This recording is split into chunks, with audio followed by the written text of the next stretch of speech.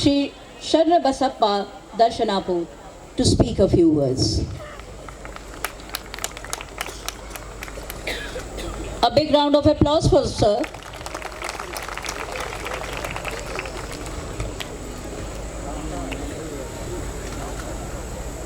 Aryabhata international ಅಕಾಡೆಮಿಯ 6th founders day function ವೇದಿಕೆ ಮೇಲೆ ಆಸೀನರಾಗಿರ್ತಕ್ಕಂಥ ಮತ್ತು ಇವತ್ತಿನ ಈ ಎಕ್ಸಿಬಿಷನನ್ನು ಇನಾಗ್ರೇಟ್ ಮಾಡಿರ್ತಕ್ಕಂಥ ಈ ಭಾಗದ ಶಾಸಕರು ಮತ್ತು ಹಿರಿಯರಾಗಿರ್ತಕ್ಕಂಥ ಚನ್ನಾರೆಡ್ಡಿ ಪಾಟೀಲ್ ತುನ್ನೂರವರೇ, ಈ ಒಂದು ಸಮಾರಂಭದ ಕಾರಣೀಭೂತರು, ಈ ಒಂದು ಇಂಟರ್ನ್ಯಾಷನಲ್ ಅಕಾಡೆಮಿಯ ಸಂಸ್ಥೆಯ ಚೇರ್ಮನ್ ಆಗಿರ್ತಕ್ಕಂಥ ಸುಧಾಕರ್ ರೆಡ್ಡಿ ಅವರೇ, ವೇದಿಕೆ ಮೇಲೆ ಆಸೀನರಾಗಿರ್ತಕ್ಕಂಥ ಮತ್ತು ಈ ಒಂದು ಕಾರ್ಯಕ್ರಮದಲ್ಲಿ ಶಾಲೆಯ ಸಂಪೂರ್ಣ ವರದಿಯನ್ನು ಕೊಟ್ಟಿರ್ತಕ್ಕಂಥ ಮತ್ತು ಇಲ್ಲಿನ ಪ್ರಿನ್ಸಿಪಾಲ್ ಆಗಿರ್ತಕ್ಕಂಥ ಅರವಿಂದ್ ಶಂಕನ್ ಅವರೇ, ಆತ್ಮೀಯ ಮಿತ್ರರಾಗಿರ್ತಕ್ಕಂಥ ಬಸರೆಡ್ಡಿ ಅನ್ಪೂರ್ ಅವರೇ, ವೇದಿಕೆ ಮೇಲೆ ಆಸೀನರಾಗಿರ್ತಕ್ಕಂಥ ಹಿರಿಯರು ಆಗಿರ್ತಕ್ಕಂಥ ವೆಂಕಟರೆಡ್ಡಿ ಅವರೇ, ಇಲ್ಲಿ ಸೇರಿರ್ತಕ್ಕಂಥ ವಿದ್ಯಾರ್ಥಿನಿಯರೇ ಮತ್ತು ಪೋಷಕರೇ, ಆತ್ಮೀಯರೇ ಮತ್ತು ಮಾಧ್ಯಮದ ಮಿತ್ರರೇ, ಸುಮಾರು 6 ವರ್ಷದ ಸತತ ಕಷ್ಟದ ಪ್ರಯತ್ನದ ಮಧ್ಯದಲ್ಲಿ ಯಾದಗಿರಿ ಜಿಲ್ಲಾ ಕೇಂದ್ರದಲ್ಲಿ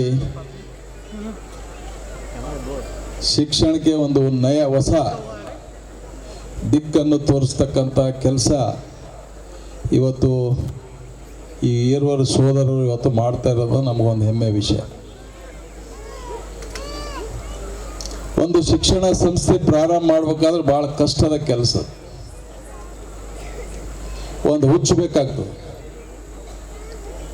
ಯಾಕಂದ್ರೆ ಯಾವುದೇ ಒಂದು ಕೆಲಸಕ್ಕೆ ಬೆನ್ನು ಹತ್ತಬೇಕಾದ್ರೆ ಸುಮ್ಮನೆ ಅದು ಕೆಲಸ ಆಗೋದಿಲ್ಲ. ನಮ್ಮ ಹತ್ರ ಅದೊಂದು ಜುನೂನು ಇರಬೇಕಾಗ್ತದೆ, ಒಂದು ಹುಚ್ಚುತನ ಇದ್ದಾಗ ಮಾತ್ರ ಆ ಒಂದು ಮಟ್ಟಕ್ಕೆ ಬೆಳೀಲಿಕ್ಕೆ ಅವಕಾಶ ಆಗ್ತದೆ.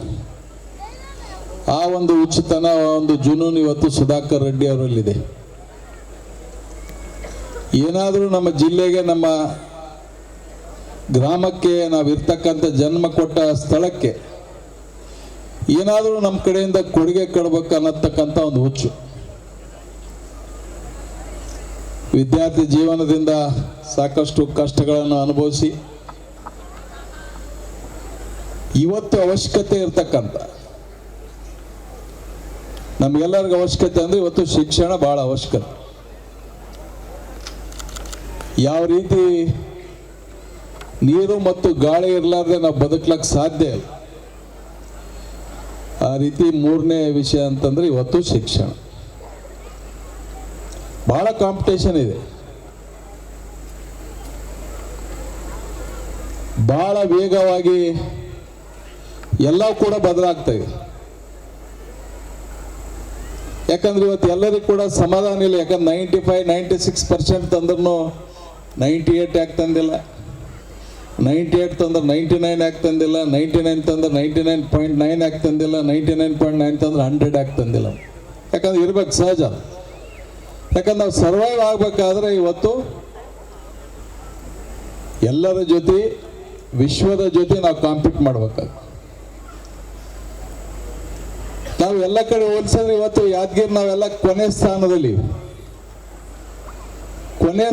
ಇದಂತ ಇದೇ ಸ್ಕೂಲ್ ಅವರು ಗುಲ್ಬರ್ಗ, ಬೆಂಗಳೂರು ಎಲ್ಲೇ ಮಾಡಿದ್ರ ಕೋಟಿಗಟ್ಟಲೆ ಗಳಿಸ್ಬೋದಿತ್ತು, ಲಕ್ಷಾಂತರ ಫೀಸ್ ಇಟ್ಕೇಸಿಂದ ಅವ್ರು ಮಾಡ್ಬೇಕಾಗಿತ್ತು. ಆದರೆ ಅವ್ರು ಕೆಲಸ ಮಾಡಲಿಲ್ಲ. ಯಾಕಂದ್ರೆ ಎಲ್ಲರೂ ಅದೇ ಥರ ವಿಚಾರ ಮಾಡಿದರೆ ನಮ್ಮ ಜಿಲ್ಲೆ ಡೆವಲಪ್ ಆಗ್ತಕ್ಕಂಥದ್ದು. ಇವತ್ತು ಅವ್ರ ಬಳಿ ಏನಾದ್ರು ಒಂದು ಹುಮ್ಮಸ್ಸಿದೆ. ಆ ಭಗವಂತ ಅವರಿಗೆ ಇನ್ನೂ ಹೆಚ್ಚಿನ ಒಂದು ಸ್ಫೂರ್ತಿ ಕೊಡ್ತಕ್ಕಂಥ ಕೆಲಸ ಮಾಡಿ.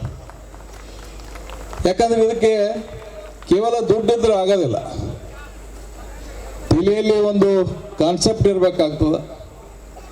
ದೇಶ ವಿದೇಶಗಳಲ್ಲಿ ಇರ್ತಕ್ಕಂಥ ಶೈಕ್ಷಣಿಕ ಪದ್ಧತಿಗಳನ್ನು ಯಾವ ರೀತಿ ನಮ್ಮ ವಿದ್ಯಾರ್ಥಿಗಳಿಗೆ ಇವತ್ತು ಎಲ್ಲ ರೀತಿಯಿಂದ ತಯಾರು ಮಾಡೋ, ಕೇವಲ ನಾವು ಇಂಜಿನಿಯರ್ಸ್ ಡಾಕ್ಟರ್ಸ್ ಆದ್ರೆ ನಾವು ಸಮಾಧಾನ ಇರಲ್ಲ. ಇವತ್ತು IAS IPS IFS IRS ನಮ್ಮ ಗುರಿ ಅಲ್ಲಿರ್ಬೇಕಾಗ್ತದೆ. ಆ ನಿಟ್ಟಿನಲ್ಲಿ ಇವತ್ತಿನ ಸಂದರ್ಭ ಪ್ರಿನ್ಸಿಪಲ್ ಬಗ್ಗೆ ಬಹಳ ಒಳ್ಳೆಯ ಮಾತುಗಳನ್ನು ಹೇಳಿದ್ರು. ಇಳಿ ವಯಸ್ಸಿನಲ್ಲಿ ಕೂಡ ಪ್ರತಿಯೊಂದು ಗಿಡದ ಬಗ್ಗೆ ಅವರು ಕಾಳಜಿ ತಗೊಂತಾರಂದ್ರೆ ವಿದ್ಯಾರ್ಥಿಗಳಿಗೆ ಎಷ್ಟು ಕಾಳಜಿ ಅವರು ತಗೊಂತಿರ್ಬೇಕು ನೀವು ಲೆಕ್ಕ ಹಾಕ್ಬೇಕಾಗ್ತದೆ. ಬಹಳ ಕಷ್ಟ ಒಳ್ಳೆಯ ಸ್ಟಾಫ್ ಸಿಗಬೇಕಾದ್ರೆ, ಒಳ್ಳೆ ಪ್ರಿನ್ಸಿಪಾಲ್ ಸಿಗಬೇಕಾದ್ರೆ. ಇವತ್ತು ಎಲ್ಲೋ ದೂರದಿಂದ ಬಂದು ಇಲ್ಲಿ ಯಾದಗಿರಿ ಅಂತ ನಗರದಲ್ಲಿ ಇವತ್ತು ನಮ್ಮ ವಿದ್ಯಾರ್ಥಿಗಳಿಗೆ ಕಾನ್ಫಿಡೆನ್ಸ್ ತುಂಬತಕ್ಕಂಥ ಪ್ರಯತ್ನ ಇಲ್ಲಿ ನಡೆದಿದೆ. ಯಾಕಂದ್ರೆ ಕೇವಲ ನಮ್ಮ ಪುಸ್ತಕದಲ್ಲಿ ನಮ್ದೆಲ್ಲ ಇರಬಾರ್ದು. ಈಗಾಗಲೇ ಹೇಳಿದೆ, ಸುಮಾರು 40% ಸಮಯ ಕೂಡ ನಾವು ಬೇರೆ ಚಟುವಟಿಕೆಗಳಿಗೆ ನಾವು ಕೊಡ್ತಕ್ಕಂಥ ಕೆಲಸ ಇವತ್ತು ನಾವು ನೋಡಿದ್ವಿ. ಇವತ್ತು ಎಲ್ಲ ರಂಗದಲ್ಲಿ ಕೂಡ ನಮ್ಮ ವಿದ್ಯಾರ್ಥಿಗಳು ಪರಿಣಿತರಿರ್ಬೇಕಾಗ್ತದೆ. ಆವಾಗ ಮಾತ್ರ ನಮಗೆ ಒಂದು ಕಾನ್ಫಿಡೆನ್ಸ್ ಬರ್ಲಿಕ್ಕೆ ಸಾಧ್ಯ ಆಗ್ತದೆ. ಯಾಕಂದ್ರೆ 7ನೇ ಸ್ಟ್ಯಾಂಡರ್ಡ್ ಆದ್ಮೇಲೆ 10ನೇ ಸ್ಟ್ಯಾಂಡರ್ಡ್, 10ನೇ ಆದಮೇಲೆ ಭಾಳಷ್ಟು ನಮಗೆ ರಸ್ತೆಗಳು ಭಾಳಷ್ಟು ಆಪ್ಷನ್ಸ್ಗಳು ಇರ್ತಾವೆ.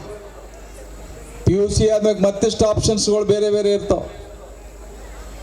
ಇವತ್ತು ವಿದ್ಯಾರ್ಥಿ ಆಗ್ತಕ್ಕಂಥವನು ಎಲ್ಲ ರೀತಿಯ ನಾವು ಮನಸ್ಸು ಪ್ರಿಪೇರ್ ಆದಾಗ ಮಾತ್ರ ನಾವು ಇವತ್ತು ಗೆಲ್ಲಕ್ಕೆ ಸಾಧ್ಯ ಆಗ್ತದೆ. ಇವತ್ತು ಎಷ್ಟು ಮನೆಯಲ್ಲಿ ತಂದೆ ತಾಯಿಯವ್ರದ್ದು ಜವಾಬ್ದಾರಿ ಇರುತ್ತೆ, ಅದಕ್ಕಿಂತ ಹೆಚ್ಚು ಇವತ್ತು ಶಿಕ್ಷಣ ಸಂಸ್ಥೆಯಲ್ಲಿ ಕಲಿಸ್ತಕ್ಕಂಥ ನಮ್ಮ ಟೀಚರ್ಗಳಿರ್ಬೋದು, ಪ್ರಿನ್ಸಿಪಾಲ್ಗಳು ಇರ್ಬೋದು, ಅವ್ರದ್ದು ಕೂಡ ಅಷ್ಟೇ ಜವಾಬ್ದಾರಿ ಇರುತ್ತೆ. ಯಾಕಂದ್ರೆ ಒಬ್ಬ ವಿದ್ಯಾರ್ಥಿ ಉನ್ನತ ಮಟ್ಟಕ್ಕೆ ಹೋದಂಥ ಸಂದರ್ಭದಲ್ಲಿ ಯಾವ ರೀತಿ ತಂದೆ ತಾಯಿಗೆ ಹೆಮ್ಮೆ ಇರ್ತದೆ ತನ್ನ ಮಗನ ಬಗ್ಗೆ, ಅಷ್ಟೇ ಹೆಮ್ಮೆ ನಮ್ಮ ಟೀಚರ್ಗಳಿಗೂ ಕೂಡ ಇರ್ತದೆ. ಏನಪ್ಪ ನಮ್ಮ ಹುಡುಗ AS ಆದ, IPS ಆದ, ಸೈಂಟಿಸ್ಟ್ ಆದ, ಅಮೇರಿಕಾದಲ್ಲಿ ದಿಲ್ಲಿಯಲ್ಲಿ ಇಂಥಲ್ಲಿ ಕೆಲಸ ಮಾಡ್ತಾನಂದ್ರೆ ಅವ್ರಿಗೆ ಕೂಡ ಒಂದು ಹೆಮ್ಮೆ ವಿಷಯ. ಇವತ್ತು ನಮ್ಮ ಜಿಲ್ಲೆ, ಹೊಸ ಜಿಲ್ಲೆ, ಸುಮಾರು 12-13 ವರ್ಷದ ಹೊಸ ಜಿಲ್ಲೆ ಇವತ್ತು ಮುಂದೆ ಬರ್ತಕ್ಕಂಥ ದಿನಗಳಲ್ಲಿ ಏನು ಶಿಕ್ಷಣದ ಗುಣಮಟ್ಟದಲ್ಲಿ ನಾವು ಕೆಳಗಿದ್ದೀವಿ, ಹಂತ ಹಂತವಾಗಿ ಮೇಲ್ ಬರ್ತಕ್ಕಂಥ ಕೆಲಸ ಕೂಡ ಆಗ್ಬೋದು. ಇವತ್ತು ಅದೆಲ್ಲ ಕೂಡ ಶಾಲೆಯಲ್ಲಿ ಸಿಗ್ತಕ್ಕಂಥ ಶಿಕ್ಷಣದಿಂದ ಮಾತ್ರ ಸಾಧ್ಯ. ಅದು ಬೆಂಗಳೂರಲ್ಲಿ ಸಿಗ್ತಕ್ಕಂಥ ಶಿಕ್ಷಣ ಇಲ್ಲೇ ಇವರು ಸುಧಾಕರ್ ರೆಡ್ಡಿ ಅವರು ಕೊಡ್ತಾ ಇದ್ದಾರೆ. ದಿಲ್ಲಿಯಲ್ಲಿ ನಡೀತಕ್ಕಂಥ ಶಿಕ್ಷಣ ಇರ್ಬೋದು, ಬೇರೆ ಬೇರೆ ದೊಡ್ಡ ದೊಡ್ಡ ನಗರದಲ್ಲಿ ಇರ್ತಕ್ಕಂಥ ಶಿಕ್ಷಣ ತರಬೇತಿ, ನೀಟ್ ಇರ್ಬೋದು, CET ಇರ್ಬೋದು, ಬೇರೆ ಬೇರೆ ಉನ್ನತ ಮಟ್ಟದ ಕೋಚಿಂಗ್ ಇರ್ಬೋದು, ಎಲ್ಲವೂ ಕೂಡ ಈ ಒಂದು ಶಿಕ್ಷಣ ಸಂಸ್ಥೆಯಲ್ಲಿ ಕೊಡೋದ್ರಿಂದ ಇವತ್ತು ಇಲ್ಲಿ ಓದ್ತಕ್ಕಂಥ ವಿದ್ಯಾರ್ಥಿಗಳ ಪೇರೆಂಟ್ಸ್ ಸ್ವಲ್ಪ ನೆಮ್ಮದಿ ಉಸಿರು ಬಿಡ್ತಕ್ಕಂಥ ಕೆಲಸ. ಯಾಕಂದ್ರೆ ಇವತ್ತು ಎಲ್ಲ ದೊಡ್ಡ ದೊಡ್ಡ ಶಿಕ್ಷಣ ಸಂಸ್ಥೆಗಳು ಬರ್ತದೆ. ಯಾಕಂದ್ರೆ ಇಷ್ಟು ದೊಡ್ಡ ಪ್ರಮಾಣದ ಆವರಣ, ಸುಧಾಕರ್ ರೆಡ್ಡಿ ಅವರ ಮನಸ್ಸಿನಲ್ಲಿ ಇರ್ತಕ್ಕಂಥ ಒಂದು ವಿಷನ್ ಇವತ್ತು ಮುಂದೆ ಬರ್ತಕ್ಕಂಥ 3-4 ವರ್ಷದಲ್ಲಿ ಕಲ್ಯಾಣ ಕರ್ನಾಟಕದಲ್ಲಿ ಇರ್ತಕ್ಕಂಥ ಎಲ್ಲ ಶಿಕ್ಷಣ ಸಂಸ್ಥೆಯಲ್ಲಿ ಏನೇನು ಸವಲತ್ತುಗಳವ, ಏನೇನು ಅವಕಾಶಗಳು, ಟೀಚಿಂಗ್ ಇರ್ಬೋದು, ನಾನ್ ಟೀಚಿಂಗ್ ಇರ್ಬೋದು, ಕಲ್ಚರಲ್ ಆಕ್ಟಿವಿಟೀಸ್ ಇರ್ಬೋದು, ಸ್ಪೋರ್ಟ್ಸ್ ಇರ್ಬೋದು, ನಮ್ಮ ವಿದ್ಯಾರ್ಥಿಗಳು ಎಲ್ಲಿ ಹೋದರೂ ಕೂಡ ಆರ್ಯಭಟ ಅಕಾಡೆಮಿಕ್, ಇಂಟರ್ನ್ಯಾಷನಲ್ ಅಕಾಡೆಮಿ ಹೆಸರು ತರ್ತಕ್ಕಂಥ ಕೆಲಸ ಮಾಡಬೇಕು, ಎಲ್ಲದರಲ್ಲಿ ನಂಬರ್ 1 ಇರಬೇಕಮ್ಮ ಅವ್ರೇನು ಉದ್ದೇಶ ಅದ. ಅದಕ್ಕೆ ತಾವೆಲ್ಲರೂ ಅದಕ್ಕೆ ಸಹಕಾರಿ ಆಗ್ಬೇಕಾಗುತ್ತೆ. ವಿಶೇಷ ವಿದ್ಯಾರ್ಥಿಗಳಿಗೊಂದು ನಿಮಗೆ ಕೂಡ ಇದೊಂದು ಸುವರ್ಣ ಅವಕಾಶ. ಮತ್ತೊಮ್ಮೆ 7ನೇ ಪಾಸಾಗಿ ನೀವು 8ನೇದಕ್ಕೆ ಹೋದ್ರೆ ನೀವು 5ನೇದು 6ನೇದು 7ನೇದು ಓದ್ಬೇಕಂದ್ರೆ ಆಗೋದಿಲ್ಲ. ಇರ್ತಕ್ಕಂಥ ಅವಕಾಶದಲ್ಲಿ ನಾವೆಲ್ಲ ನಮ್ಮ ಆಟ ಪಾಠಗಳ ಜೊತೆ ಶಿಕ್ಷಣಕ್ಕೆ ನಾವು ಹೆಚ್ಚು ಒಂದು ಮಹತ್ವ ಕೊಡ್ತಕ್ಕಂಥ ಕೆಲಸ ಆದಾಗ ಮಾತ್ರ ಇವತ್ತು ನೀವು ಎಲ್ಲವನ್ನು ಮೆಟ್ಟಿ ನಿಂದಿರ್ಲಿಕ್ಕೆ ಸಾಧ್ಯ ಆಗ್ತದೆ. ಆ ಕೆಲಸ ನೀವು ಮಾಡೋದ್ರಿಂದ ಶಿಕ್ಷಣ ಸಂಸ್ಥೆಗೆ ಒಳ್ಳೆಯ ಹೆಸರು ಬರ್ತದೆ, ನಮ್ಮ ಜಿಲ್ಲೆಗೆ ಕೂಡ ಒಳ್ಳೆಯ ಹೆಸರು ಬರ್ತಕ್ಕಂಥ. ಅದಕ್ಕಾಗಿ ಈ ಒಂದು ಅವರ ಪ್ರಯಾಣದಲ್ಲಿ ನಾವೆಲ್ಲರೂ ಕೂಡ ತನುಮನ ಧನದಿಂದ ಹೆಗಲಿಗೆ ಹೆಗಲು ಕೊಟ್ಟು ಈ ಭಾಗದಲ್ಲಿ ಒಳ್ಳೆ ಶಿಕ್ಷಣ ಸಂಸ್ಥೆ, ಯಾಕೆ ಇದು ಮಾದರಿ ಆಗಬೇಕಾಗ ಈ ಒಂದು ಶಿಕ್ಷಣ ಸಂಸ್ಥೆ ನೋಡಿ ಬೇರೆ ಬೇರೆ ಶಿಕ್ಷಣ ಸಂಸ್ಥೆಗಳು ಇಲ್ಲಿ ಬರ್ತಕ್ಕಂಥ ಕೆಲಸ ಆಗಬೇಕು.